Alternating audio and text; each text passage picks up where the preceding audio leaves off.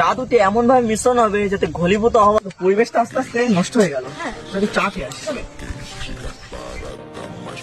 চল, চা খাবো না, বউকে নিয়ে আসে তো আমরা কিছু যাই, চা খাবো।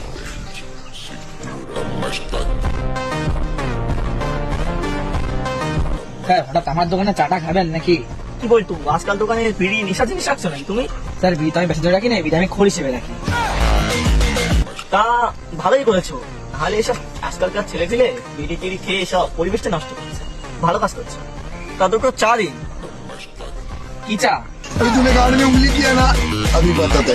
একটি চায়ের চিনির তীব্রতা আর একটি চায়ের চিনি স্বল্পতা।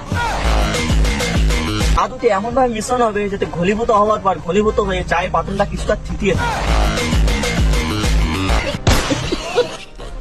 তারপর যেটা চিনি স্বল্পতা সেটা আমাকে দিই, আর যেটা চিনি তীব্রতা সেটা বাবুকে দিই।